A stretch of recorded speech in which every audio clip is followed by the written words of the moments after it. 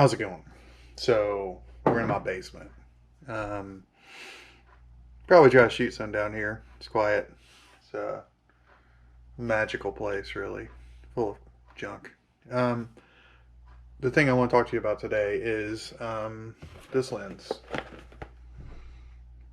and it is a Samyang AF 35 millimeter 2.8,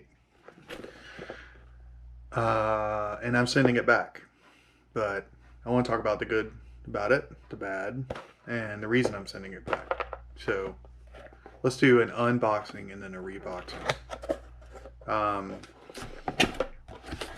so I wanted it because I have a Sony A7 III and I wanted a normal lens, if you will, because all I have right now is a 20 millimeter, and then I have an adapted Canon 100 to 300 that I got for $40 from some nice Japanese man on eBay.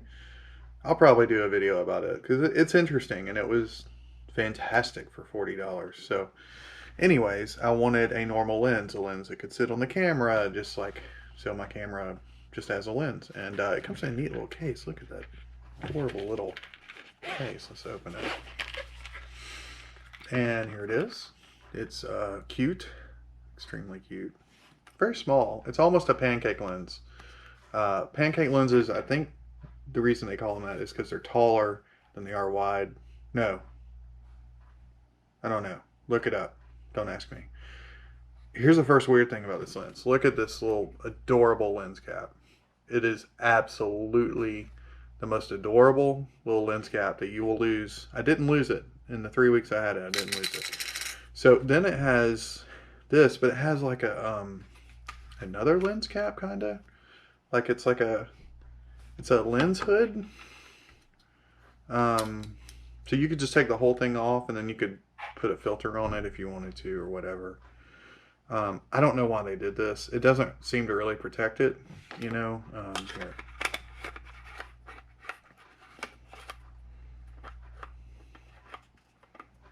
You're not on there good. I didn't buy a filter for it. Consider it. It's a plastic. Everything's plastic on it, which of course is cheap. So yeah, so there it is with the lens cap. It's kind of hard for you to see. Ooh, yeah, there you go. So it doesn't protect anything. So this was on sale. It was like $230, which is great for a Sony lens. 35 millimeter 2.8, which is good. I mean, the Sony version of this is like $500. And there's a Tamron version of this that's $300. But this got great reviews. I got it. I took it out shooting, and I was just unimpressed. Like it just nothing I shot with this like I don't know how to say it, not be a snob. It just didn't really move me. Like I got that 20 millimeter, which is like I would say perfect for wide, but it's a wide. It's what I want for a wide angle. It's ridiculously wide.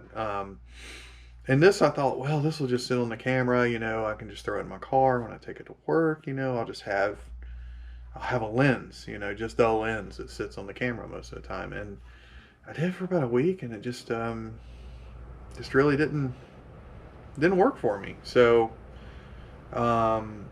returning this to Amazon.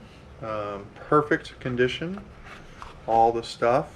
And I bought the Tamron 28 to 75.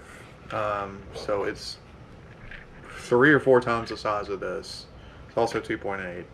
It's double the cost, a little more than double, but you know.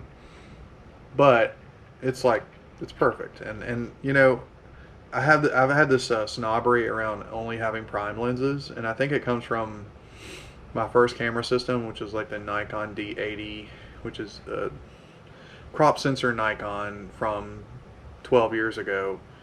And back then, like, I guess, I mean, I didn't know any better really, because I do know now that if you spend enough money on zoom lenses, they're fantastic. But if you don't, if you just buy like the kit lens or whatever, then you end up with something that's not fantastic. So I'm like, oh, well, I can only get prime lenses. And